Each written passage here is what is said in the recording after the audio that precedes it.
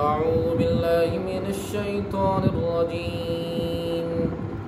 بسم الله الرحمن الرحيم.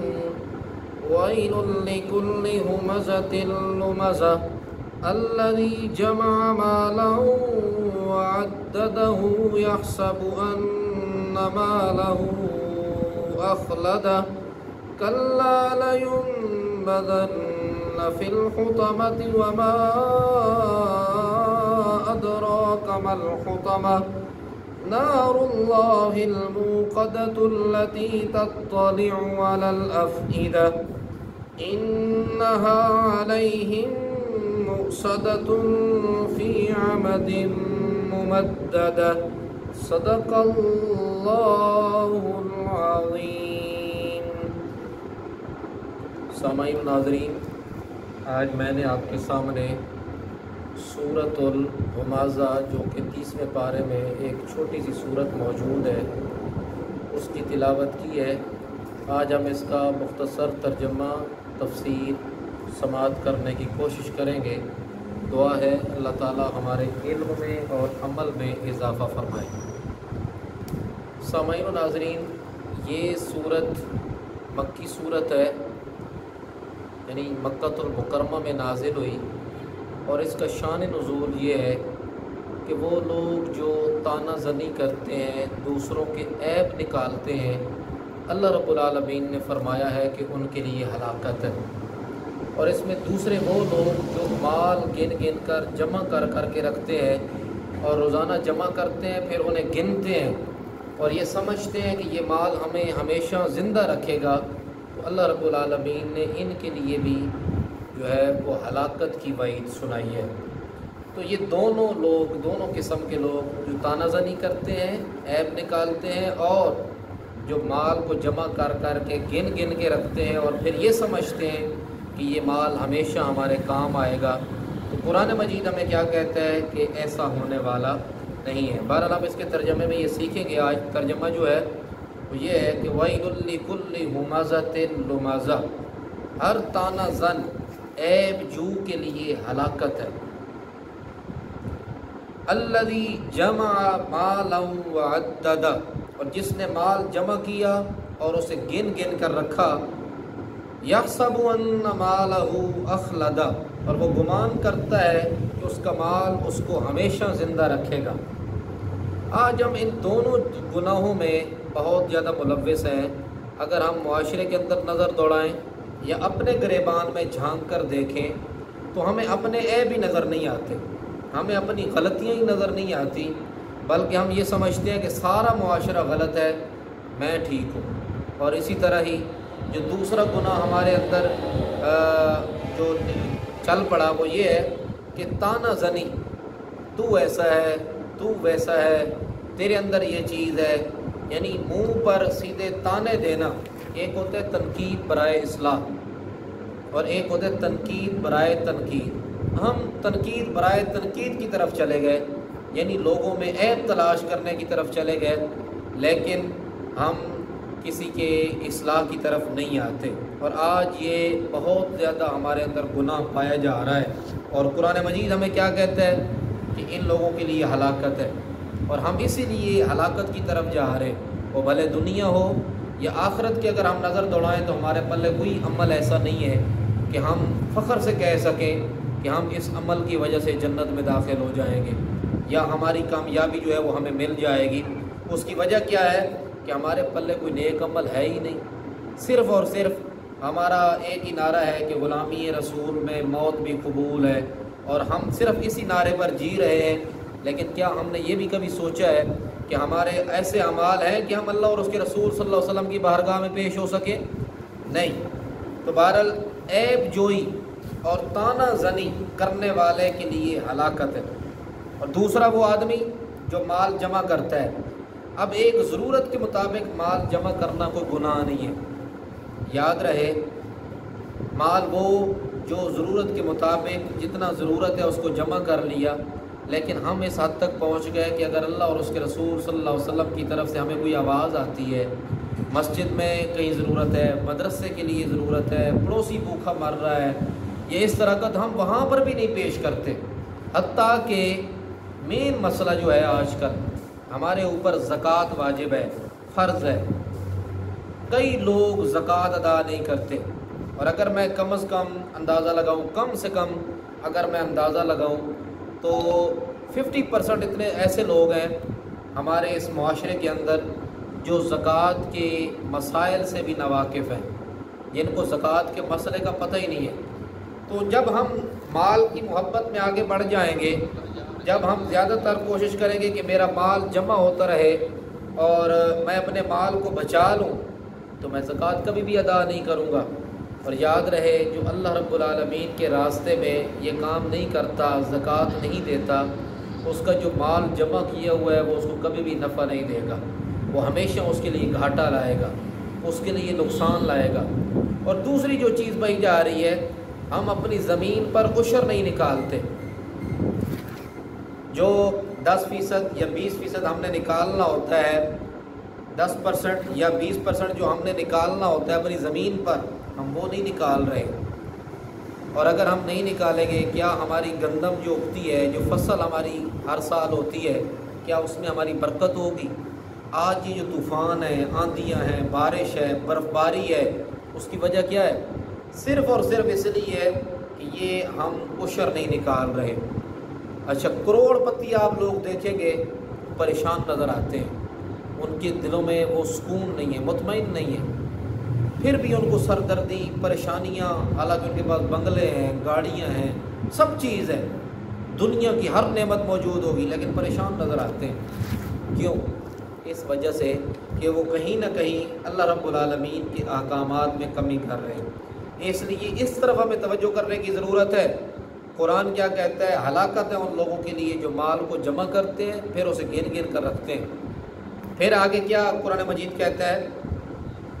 کلا لینبذن فی الحطمہ، ہرگز نہیں، یہ تمہیں ہرگز فائدہ نہیں دے گا، بلکہ وہ چورا چورا کر دینے والی آگ میں پھینک دیا جائے گا۔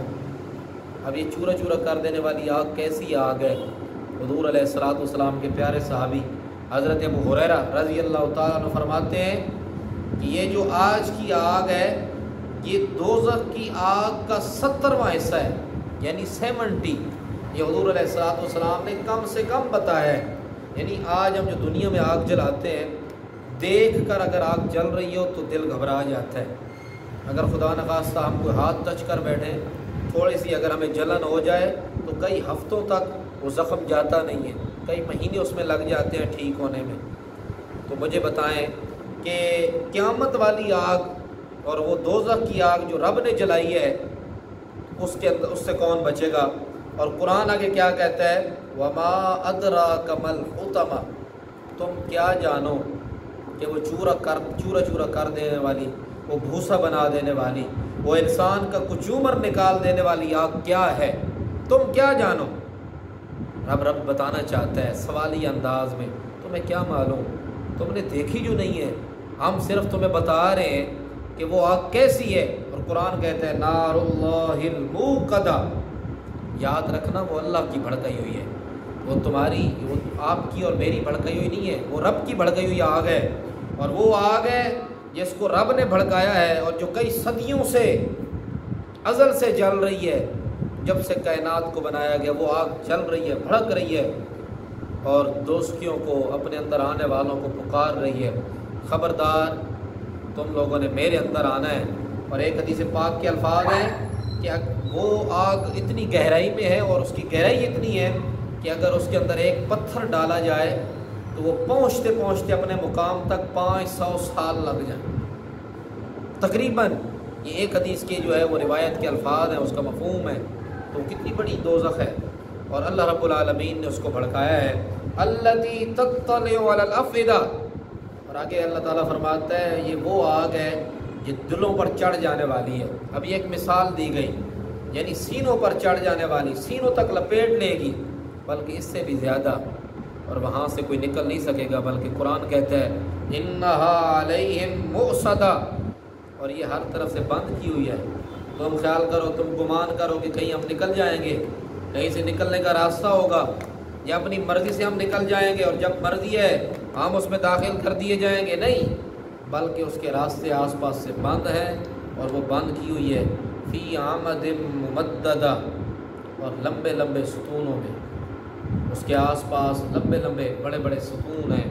اس لیے قرآن مجید ہمیں بتا رہا ہے کہ عیب جوئی، تانا زنی، کسی کے عیب نکالنا، اس سے ہمیں باز آنا چاہیے، اور مال کو جمع کر کر کے رکھنا، اس سے باز رہنا چاہیے۔ اللہ رب العالمین ہمیں اپنے راستے میں جو ہے وہ مال خرچ کرنے کی توفیق عطا فرمائے۔ آج اگر کوئی آس پاس غریب ہے، اس کو دیکھیں، اور قربانی کا موسم آ رہا ہے، کئی لوگ لاکھوں روپے لگا کے شادیاں کرتے ہیں، بچوں کی شادی، کم سے کم غریب سے غریب آدمی ہے نا، کم از کم وہ 10 لاکھ روپے ایک شادی پہ خرچ کر دیتے ہیں بڑے آرام سے، بھلے اس کو قرض اٹھانا پڑے، مانگنا پڑے، اس سے پوچھا جائے تم نے یہ تو خرچ کیوں کیا؟ وہ جی میں اگر نہ کرتا تو میری ناک کٹ جاتی، میں معاشرے میں رہنے کے قابل نہ رہتا، لوگ کیا کہتے کہ جی اس نے اتنا خرچہ ہی نہیں کیا، اس نے شادی حال بھی بک نہیں کروایا۔ ہم لوگوں کی سامنے ناک بچانے کے لیے کرتے ہیں۔ مجھے بتائیں، کل جب ہم قیامت والے دن جائیں گے، حضور علیہ الصلوۃ والسلام کے سامنے پیش ہوں گے، اور اللہ کے رسول صلی اللہ علیہ وسلم جب یہ کہیں گے اے میرے امتی تو کیا لایا، تو ہم کہیں گے جو ہم تو آپ کے لیے قربانی بھی نہیں کر سکے، ہم تو اللہ اور اس کے رسول صلی اللہ علیہ وسلم کے لیے قربانی نہیں پیش کر سکے، جو آج 20-25 ہزار 30 ہزار میں قربانی ہو رہی ہے کم سے کم، ہم وہ ہی نہیں کر سکے۔ لاکھوں روپے لگا کے ہم نے شادی حال بک کروا لیا، لیکن قربانی کے موسم میں ہم قربانی نہیں کر سکے۔ ہمارا پڑوسی بھوکا مرتا رہا، ہم دوست یار راضی کرتے رہے۔ یہ ساری چیزیں ہمیں اس کا حساب دینا ہوگا، اور یہ فرائض میں سے ہے۔ جس طرح حج کا موسم ہے، کئی آپ لوگ دیکھیں گے، میں بھی دیکھ رہا ہوں، آپ بھی دیکھتے ہیں، سامعین ناظرین، آپ یہ اندازہ کریں اس چیز میں، کروڑ پتی لوگ کوٹھیاں بنا کر بیٹھے ہوئے ہیں، اور حج کا موسم آتا ہے اور اپنا پیسہ بچا کر بیٹھے ہوتے ہیں اور حج نہیں کرتے۔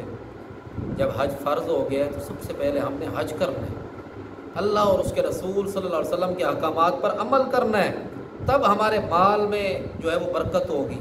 ہم یہ تو کہتے ہیں کہ ہم سیدہ فاطمہ رضی اللہ تعالی عنہا کی کنیز ہوتی ہے، یعنی عورتیں ہماری کہتی ہیں کہ یا اللہ مجھے سیدہ فاطمہ کی کنیز بنا دے۔ وہ کون سی کنیزیں ہیں جو اپنی بچی اور بچوں کی شادیوں پہ تو لاکھوں روپے مردوں سے لگواتی ہیں وہ عورتیں، لیکن جب اللہ اور اس کے رسول صلی اللہ علیہ وسلم کی بات آتی ہے تو کبھی یہ نہیں کہا مرد سے کہ زکوٰۃ دی ہے کہ نہیں دی، جو مال تم جمع کر رہے ہو کیا اس کی زکوٰۃ نکالی ہے کہ نہیں نکالی۔ یہ ہماری عورتوں کے لیے بھی سبق ہے۔ مرد کئی مرتبہ کوشش کرتا ہے کہ میرا پیسہ بچ جائے شادی کے موقع پر، کم خرچ، کیونکہ اس نے خود کمایا ہوتا ہے، محنت کی ہوتی ہے، تو وہ کوشش کرتا ہے کہ میں کم سے کم خرچ کروں، کم سے کم دوست بلاؤں، کم سے کم شاپنگ ہو، اور میں اپنے مال کو بچا لوں۔ ایک اچھی بات ہے اس لحاظ سے کہ میں اس کو کسی اور اچھے راستے کی طرف لگاؤں، لیکن عورتیں اس وقت کیا کہتی ہیں، پھر میں اپنی پڑوسی کو کیا منہ دکھاؤں گی، وہ فلاں پڑوسن کو کیا منہ دکھاؤں گی، فلاں رشتہ دار کو کیا منہ دکھاؤں گی، تیری بہن آئے گی تو کیا بات کرے گی، وہ بھانجی آئے گی تو کیا بات کرے گی۔ جب ہماری عورتیں ان چیزوں میں پڑ جاتی ہیں، چلو ٹھیک ہے آپ نے یہاں زمانے میں اپنی ناک بھی بچائی، عزت بھی بچائی، تو پھر ساتھ یہ بھی ہوتا کہ جو خامد مال جمع کر رہا ہے، سال مال جمع کرتا تو اس سے پوچھتی کہ تم نے جو مال جمع کیا ہوا ہے سال رکھا، یا زمین سے جو ہماری فصل ہے کیا اس پہ عشر نکالا، کیا اپنے عزیز و اقارب میں عشر بانٹا، کیا تم نے گندم دی ہے، کیا تم نے زکوٰۃ کا پیسہ اپنے رشتہ داروں میں عزیز و اقارب میں پڑوسیوں کو دیا۔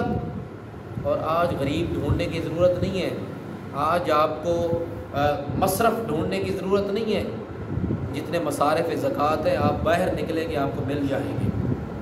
ہمارے ایسے ہزاروں مدارس ہیں جو اس وقت اپنی کوشش پہ چل رہے ہیں، ہمارے علماء مدارس میں تو علماء کو پڑھا رہے ہیں، اور وہ پڑھا رہے ہیں اور خدمت خود سے کر رہے ہیں، چندے مانگ کر، چندے والے ڈبے رکھ کر ہمارے سامنے ہیں، دکانوں پہ جاتے ہیں، لوگوں کے پاس مارکیٹوں میں جاتے ہیں، اعلان کرواتے ہیں، کھالیں سال بعد جمع کرتے ہیں۔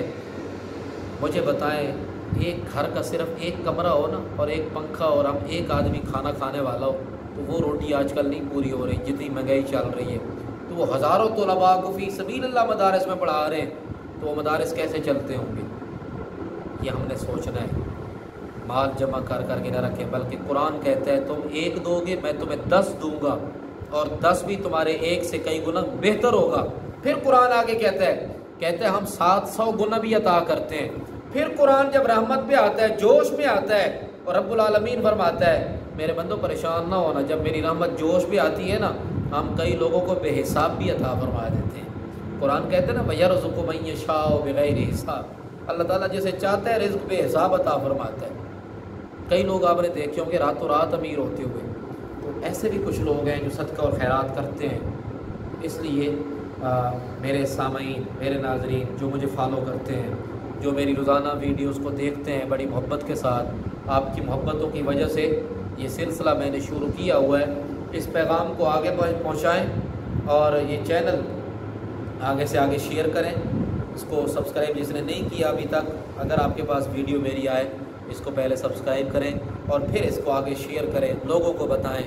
انشاءاللہ یہ دین کا پیغام چلتا رہے گا، اور میں ایک خلوص نیت لے کر دین کے لیے نکلا ہوں، اور یہ پھر اللہ کا وعدہ ہے، وہ تو غیروں کو دیتا ہے، وہ اپنے نام ماننے والوں کو بھی، جو صبح شام اس کو کہتے ہیں اولاد والا، جو اسے کہتے ہیں کہ یہ اولاد والا رب ہے، تو اسے بھی دے رہا ہے۔ جو اس کو نہیں مانتے رب، جو اس کے رسول کو نہیں مانتے، وہ اسے دے رہا ہے۔ ہم تو ماننے والے ہیں، تو ہم دین کے نام پہ کھائیں گے بھی صحیح، دین کے نام پر دین آگے پہنچائیں گے بھی صحیح، لیکن پہلا میرا مقصد یہ ہے دین پہنچے، پھر اس کے صدقے سے اللہ رب العالمین کرم بھی فرمائے گا۔ اللہ تعالیٰ یہ آج کی میری گفتگو قبول فرمائے، اور اس پیغام کو اگر اچھا لگا ہو اس کو ضرور آگے پہنچائیں۔ وما علیہ الا البلاغ۔